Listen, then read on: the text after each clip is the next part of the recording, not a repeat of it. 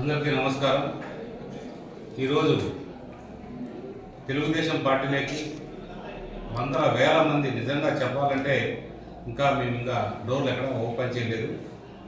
వేల మంది పార్టీలోకి వస్తున్నారంటే చాలా రకాలుగా సర్పంచులు కావచ్చు, ఎంపీటీసీలు కావచ్చు, రకరకాల వ్యక్తులు కావచ్చు. కానీ మా పార్టీ ఇప్పటికే అన్ని చోట్ల బలంగా ఉంది. ప్రజలు మెప్పు పొందాలంటే మనం ప్రజలకి సేవ చేయాల్సిన అవసరం ఎంతైనా ఉంది.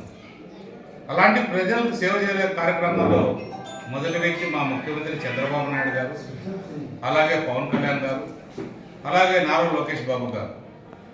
మీరు చూస్తూ ఉంటారు, ఎన్డీఏ గవర్నమెంట్ వచ్చిన తర్వాత నిజంగా తెలుగుదేశం పార్టీకి సంబంధించిన నాయకులు కానీ, కార్యకర్తలు కానీ ఎంతో సమన్వయంతో, అంటే ఈరోజు మేము ఏదో చెప్పడం కాదు, ముందు నుంచి కూడా దూకుడుకు కానీ, లేదా అక్రమాలకు పోవడం కానీ, లేదా అరాచకాలు చేయడానికి కానీ తెలుగుదేశం పార్టీ ఎప్పుడు వెనుకంజే ఉంటుంది. అలాంటి ఇవన్నీ కూడా చేసే పార్టీ ఏదైనా ఉందంటే అది వైసీపీ పార్టీనే.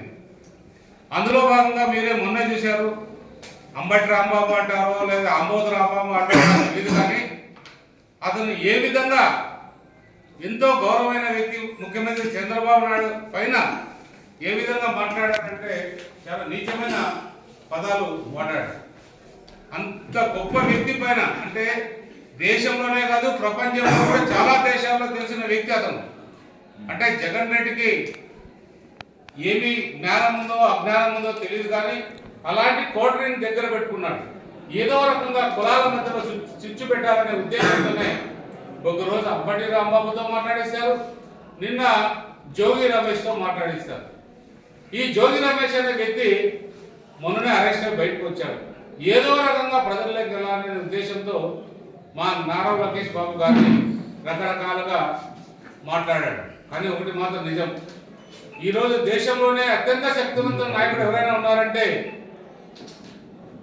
నరేంద్ర మోడీ గారి సారథ్యంలో, నరేంద్ర మోడీ గారు కావచ్చు, లేదా సంబంధించిన అమిత్ షా తర్వాత స్థానాల్లో ఎవరైనా ఉన్నారంటే ఖచ్చితంగా మా లోకేష్ బాబు గారని చెప్పాలి. ఎందుకంటే ఎప్పుడు కూడా ప్రజలతో ఉండాలి, అందరూ కూడా మమేకం కావాలి ప్రజలతో అనే ఉద్దేశంతోనే ఇప్పుడు కూడా ఈ ఎన్డీఏ కూటమి బాగుండాలని ఇప్పుడు కూడా పవన్ అన్న ఇది చేద్దాం. నిజంగా ఎంతో సంస్కారవంతంగా, ఎంతో ఆ సంస్కారాన్ని పాటిస్తూ ఎంతో మెప్పు పొందే విధంగా, ఈ ప్రజలు మెప్పు పొందే విధంగా కూడా ప్రవర్తిస్తున్నారు. అలాంటి వ్యక్తుల మధ్యలో మేము ఉండడం కూడా చాలా గర్వంగా ఉంది. కానీ ఇవన్నీ చూస్తుంటే ఈ అరాచక శక్తులకి ఏమి వాళ్ళకి ఏదో మేము పవర్లోకి వస్తున్నామని అహంకారం ప్రజలు చూపించడానిక, ఇంకో రకంగా చూపించడానిక, ప్రజలు అసహించుకొని ఇవన్నీ చేస్తున్నారనే ఉద్దేశంతోనే ప్రజలు వాళ్ళని 11 స్థానాల్లో కూర్చోబెట్టారు. అంటే 11 స్థానాల, 10 స్థానాల, 5 స్థానాలు అనేది కాదు. ఈ జగన్ రెడ్డి అనే పార్టీ రాబోయే కాలంలో ఉంటుందా పోతుందా అనేది కూడా గమనించారు. ఇలాంటి పార్టీ ఉండడం కూడా ప్రజలు దురదృష్టకరమే. ఎందుకంటే ప్రతిపక్ష పార్టీ ఉండాల్సిందే. ఎందుకంటే ప్రతిపక్ష పార్టీ ఉన్నప్పుడే మనందరం కూడా ఎప్పటికప్పుడు సమస్యల పరిష్కారానికి కృషి చేయాల్సిన అవసరం ఉంటుంది. కాబట్టి అలాంటి పార్టీకి ఈ వైసీపీ పార్టీ అర్హులు కాదు, వాళ్ళకి ఏమాత్రం అవకాశం ఇవ్వకూడదు ప్రజలు. ఇలాంటి పార్టీ ప్రతిపక్ష పాత్ర కాదు కదా, ఏ పాత్రను కూడా వాళ్ళు పోషించుకోకుండా చూడాల్సిన బాధ్యత మనందరిపైన ఉంది. చంద్రబాబు నాయుడు అంటారు, పవన్ కళ్యాణ్ అంటారు, అలాగే లోకేష్ బాబు అంటారు. మరి ఎందుకంటే అదే ఇంకో రకంగా వాళ్ళు కేసులు కొట్టేయించుకోవడానికో, కేసుల మీద ఉన్న భయంకో రకరకాలుగా మా పైన మా ఎన్డీఏ కూటమి అధ్యక్షుడు, అంటే నాయకుడు, దేశ నాయకుడు, ప్రపంచ నాయకుడు అయిన నరేంద్ర మోడీ గారి విషయంలో మాత్రం ఏమీ మాట్లాడు. అంటే కేవలం వాళ్ళ స్వార్థం ఇక్కడ. ఆ స్వార్థం కోసం, దానికోసం ఇన్ని సంవత్సరాలు వాళ్ళు తిరిగారు. ఇన్ని సంవత్సరాలు కూడా అధికారంలో ఉన్నారు. ఏ రోజు కూడా అభివృద్ధి వైపు పోకుండా అభివృద్ధికి ఎక్కడికక్కడ పారేస్తూ చూశారు. మీరే చూశారు, రకరకాల అవినీతికి పాల్పడ్డారు. అన్ని చోట్ల కూడా ఎక్కడ పడితే అక్కడ అవినీతి చేస్తూ ప్రజల్ని ఇబ్బంది పెడుతూ, ఇక్కడి నుంచి ఒక ఆమె ఆ రోజు మంత్రి, ఈరోజు మాజీ మంత్రిగా ఈ ప్రాంతం నుంచి ఇంకో ప్రాంతానికి వెళ్ళింది. అంటే ఇక్కడ చెడ్డవాళ్ళు అయితే అక్కడ మంచి వాళ్ళు అవుతారా? ఎక్కడైనా అంతే. ఇదే రంగయ్య మన ప్రాంతంలో ఎంపీగా ఉన్నాడు. చాలా సంతోషమే, ఎందుకంటే ఆ రోజు చదువుకున్న అటువంటి వ్యక్తి ఎంపీగా వస్తే మన ప్రాంతానికి ఉపయోగపడుతుంది అనుకున్నారు. కానీ ఏమాత్రం ఉపయోగం కాదు కదా. అతని నుంచి ఈ ప్రాంతానికి తీవ్రమైన నష్టం జరిగింది.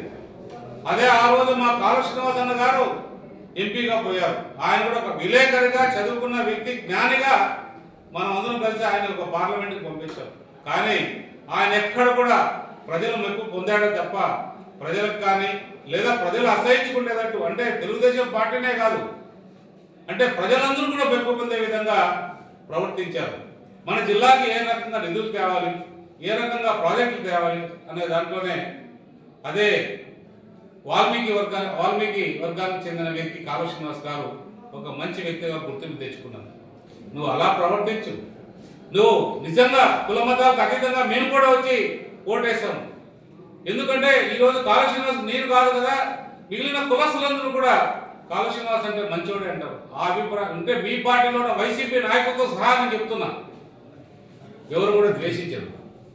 నువ్వు అలాగా ప్రవర్తించు, ప్రజలు మెప్పు పొందు. అట్లా కాకుండా ఇష్టానుసారం నీ నోటికి ఏది వస్తే అది ఏదో నువ్వు ఈ రోజుకి ఏదో నువ్వైతే 5 ఏళ్ళ వరకు ఏ పదవి రాదు, నీకు 5 ఏళ్ళ తర్వాత కూడా రాలేదనుకో, అప్పుడు నువ్వు ఆలోచన చేయాలి. ఇప్పుడు రాదుకోండి 5 ఏళ్ళ తర్వాత కూడా. దయచేసి చెప్తున్నా, ప్రజలకు మనం అంతా ఎనగబడిన ప్రాంతంలో ఉన్నాం, అందరూ కూడా కలిసికట్టి అభివృద్ధి చేద్దాం. అందరూ సహకరించండి, మీరు కూడా సహకరించండి. మంచిని మంచి అందాం, చెడ్డని చెడ్డందాం.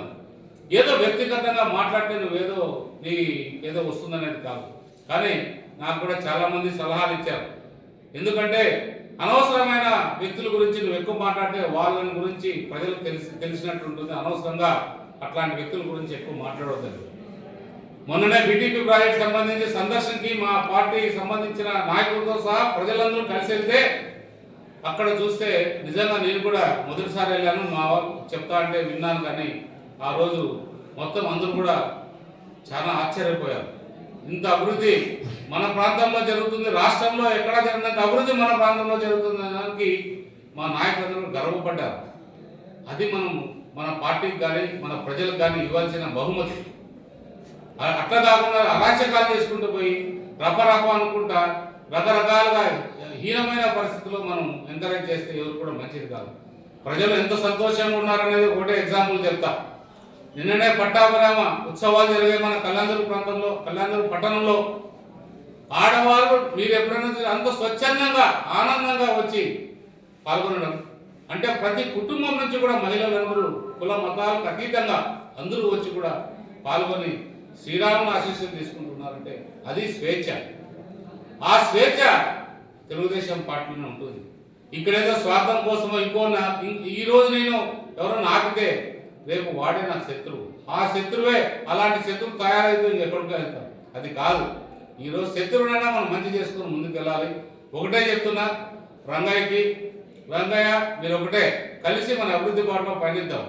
దయచేసి ఏది కూడా అనవసరమైన విషయాల్లో జోక్యం చేసుకొని అనవసరమైన కామెంట్స్, నీకు ఎవరో సలహాలు ఇచ్చేవో మంచోళ్ళు పెట్టుకోండి. నీకు సలహాలు ఇచ్చేవాళ్ళు కూడా, ఎందుకంటే నువ్వు అధికారి అని చెప్పుకుంటున్నావు. నీకు నాకన్నా ఉన్నతమైన చదువులే చదివిండొచ్చు, కానీ ఉన్నతమైన గుణం కూడా కావాలి. ఇక్కడ ఆ గుణాన్ని సంపాదించే విధంగా నువ్వు కృషి చేయాలి. అప్పుడే ప్రజలు మెప్పు పొందుతాం, ప్రజల దగ్గరికి వెళ్తాం. ఇది ప్రజా జీవితం అనేది ఈ రోజుతో సమాప్తం కాదు. మన జీవితం అంతమైనంత వరకు కూడా మన పేరు గుర్తుండేటట్టు మనం చేయాల్సిన బాధ్యత ప్రజాప్రతినిధులుగా మా పైన ఉంటుంది. ఖచ్చితంగా అవన్నీ కూడా చేస్తూ ముందుకెళ్తాం. ఎందుకంటే మా నాయకుడు అదే మాకు నేర్పించాడు. చంద్రబాబు నాయుడు గారు ఇదే నేర్పించారు. నారా లోకేష్ బాబు గారు అదే చెప్తారు. తప్పు చేస్తే నాకు ఖచ్చితంగా ఫోన్ చేస్తాడు, అన్నాను ఈ తప్పు చేస్తున్నా జాగ్రత్త, నన్ను హెచ్చరిస్తారు. అంటే ఆ హెచ్చరిక నా వ్యక్తిగతంగా నేను తీసుకోకూడదు.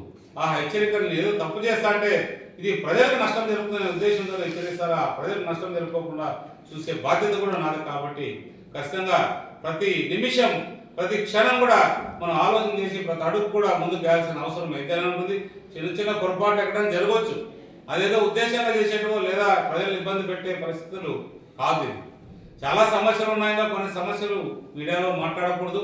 ఎందుకంటే మీరు చాలా ఏళ్ళ నుంచి కూడా 5-6 ఏళ్ళ నుంచి ఉన్న సమస్యలు కూడా త్వరగా అన్ని కూడా పరిష్కారం అవుతుంది. అవన్నీ కూడా పరిష్కరిస్తాం.